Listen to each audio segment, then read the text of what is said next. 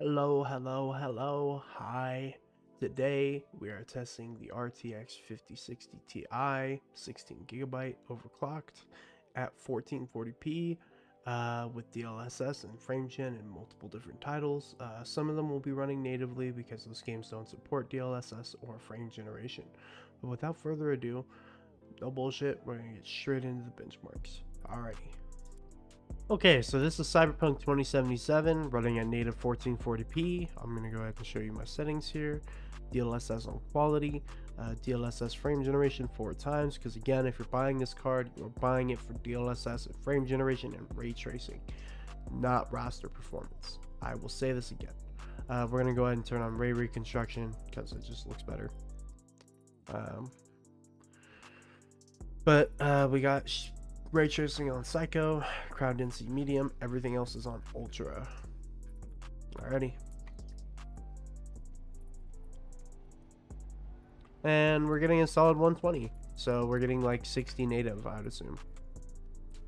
There's very little input delay. And this is with a graphics mod for textures. As you can see, the textures are a lot more high detailed, high definition. And a lighting mod to make the lighting better, to make it more natural. Less color graded. So we're just gonna walk around here. This is the most intensive area in Night City. This is like we're having a little bit of a, yeah, I can't tell if it's a game or not, but everything's super clear. Clarity is great, graphics are amazing, 120 frames per second. We're eating up 12 gigabytes of VRAM, and that's because again I have a texture mod installed, so it's really gonna eat up like 10 gigabytes of VRAM.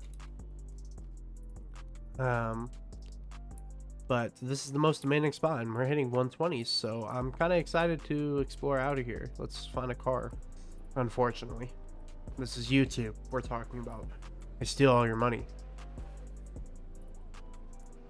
Alright, so we're just going to drive around a little bit. This is no path tracing, although this card is capable of path tracing, I will say that, at 1080p.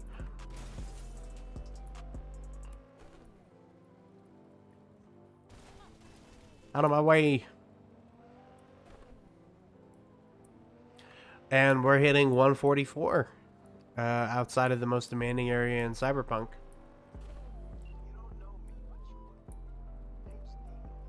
Dino.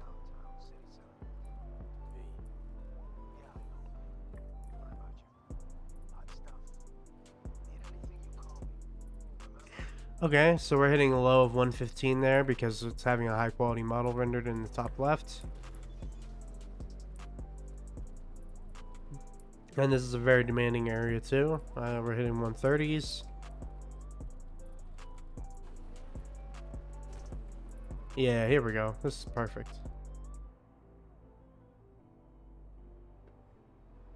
120s, 130s.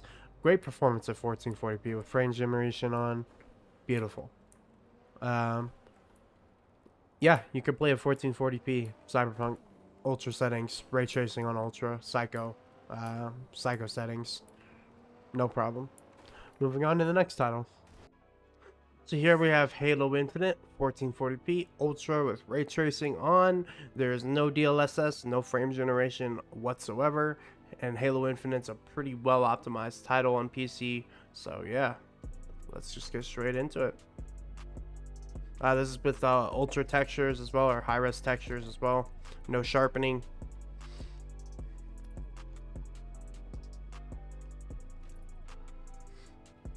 And this is big team battle, so like most demanding case scenario other than campaign.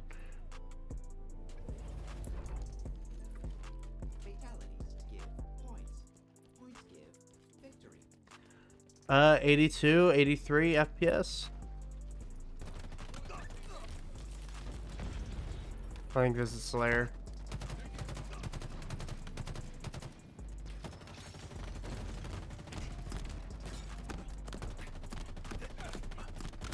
I have overshield.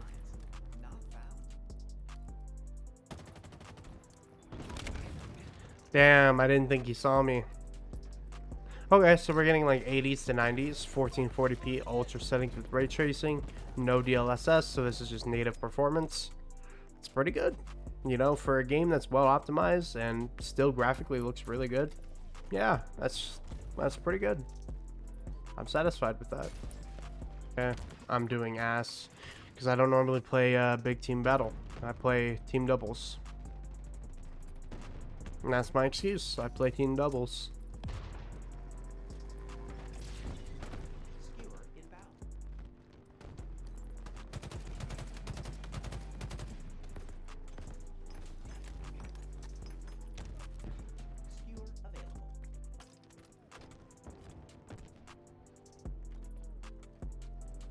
Ba-da-ba-ba-ba. I'm jorking it.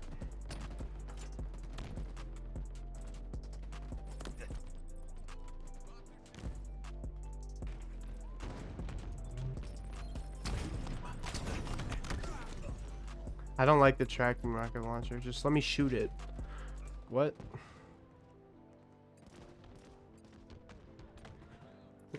So it's not really like a high refresh rate experience, but on like a 72 hertz monitor, yeah.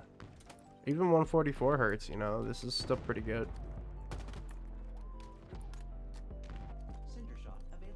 Look at those textures though. Good textures.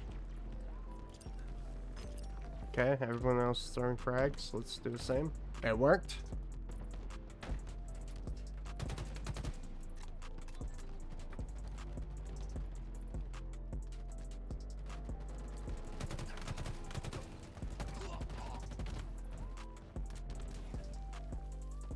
How long have I been recording for?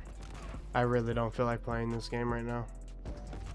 6 minutes, yeah, that's the benchmark. So you can expect an average of like 80 to 100 FPS at ultra settings, ultra ray tracing, native 1440p, no DLSS. Moving onward. Alright, so here we have Call of Duty Warzone. Okay, sure, bud. Call of Duty Warzone, ultra settings, 1440p, frame generation, DLSS on quality. I don't know what happened with the last server I was on, but frame rates were terrible.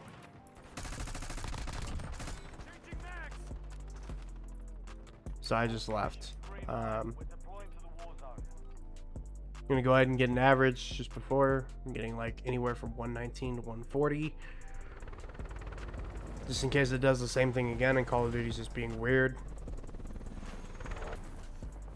Okay, we're getting like 130s, 125.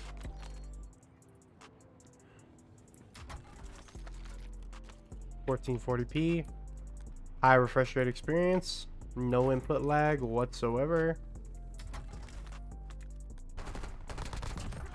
Is that a fucking shark I just killed? We got furry skins in 2025 in Call of Duty before GTA 6. That's crazy.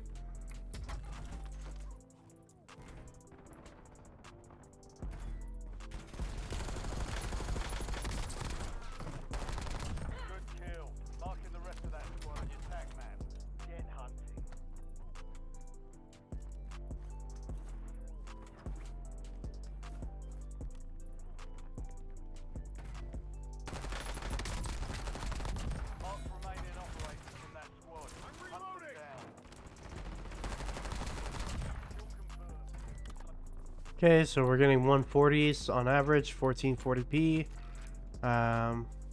ultra settings with frame generation.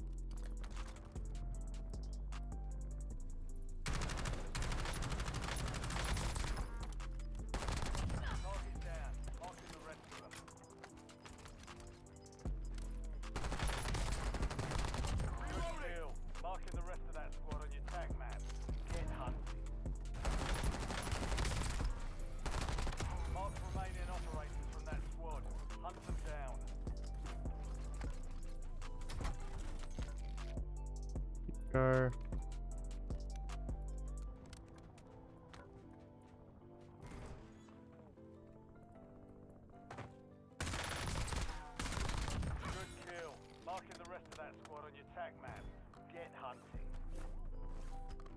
This isn't running bad.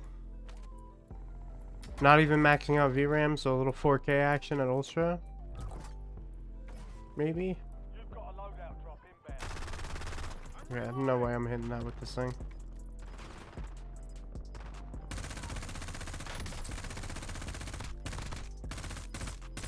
Enemy destroyed. Use your tac map to hunt down the rest of them.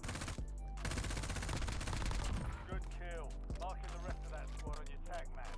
Get hunting. Okay, the narrator saying good kill is like a furry saying good boy.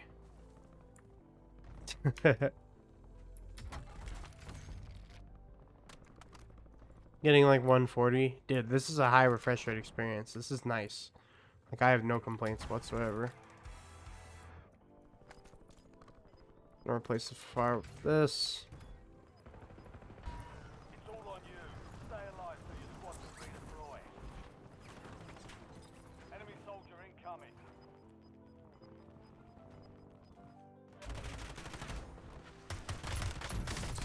Squad mate redeploy. Damn.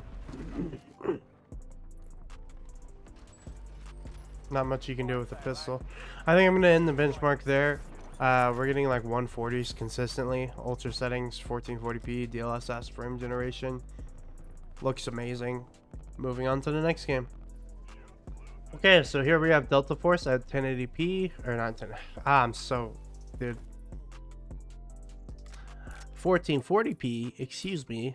Extreme settings or ultimate settings, whatever it's called. DLSS quality with frame gen, because if you're buying this card, buying a 50 series card or any Nvidia card, you're buying it for frame gen, DLSS, and ray tracing. You shouldn't be buying it for any other reason. That's what they're known for at this point. On average, we're getting like 150, so about 50 less, 50, 60 less than 1080p on this card. Still a high refresh rate experience. This is one of the most well optimized games to come out of recent years. Okay, there's players.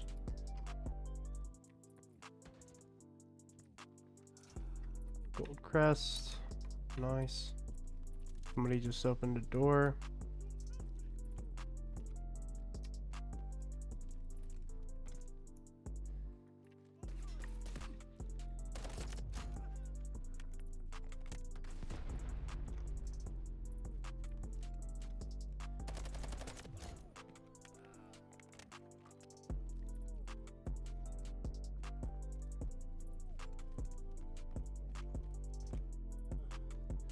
He was shooting at something.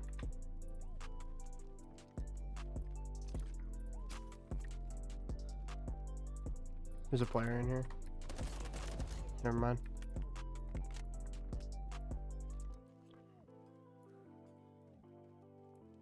Boring. Well, we're getting good frames. We're getting like 130 to 140. Consistent. Almost a year into the game and they still haven't fixed that bug.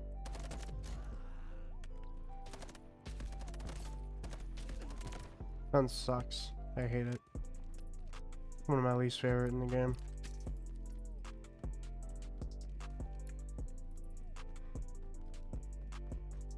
Okay, hate is a strong word. It's not my choice weapon. Okay. So that concludes the Delta Force benchmark. Just a little admin run. Solid frames, you know, with frame generation, it's truly a great thing. If you're hitting over 60 FPS natively, it's really good. You know, there's no input delay, nothing like that. So I'm gonna go ahead and swap over to the next game. Average is like 130 to 140. Moving onward. Okay, so here we have Marvel Rivals. We have Marvel Rivals running here, 1440p, ultra settings with frame generation.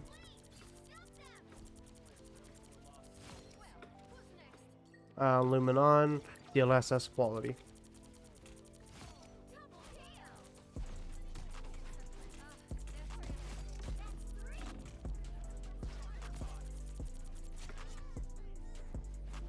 And got a low 164 there.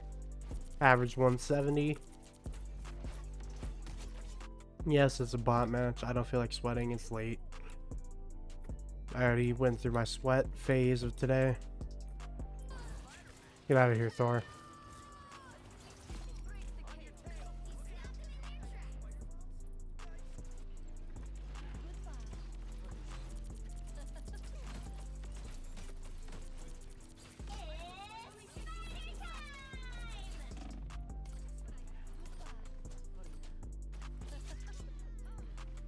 Okay.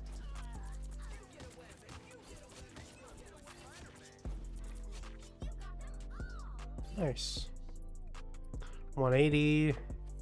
This is really good performance, man. I swear by frame generation. It really is the future, dude.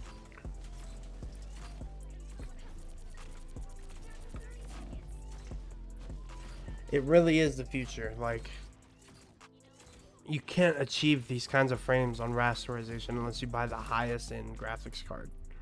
You really can't. And if you have a 144 hertz monitor, native it's running higher than 60. You want to know how I can tell? Because the response time. I'm going to say the response time is 1 millisecond. It feels just like native 1080p with no DLSS. Dude, this Iron Man will not get off my girl dick.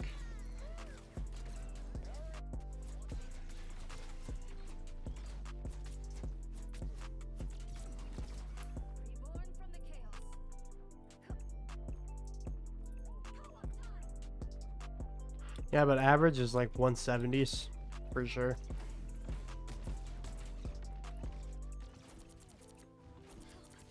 Alright, get the Iron Man. Get out of here.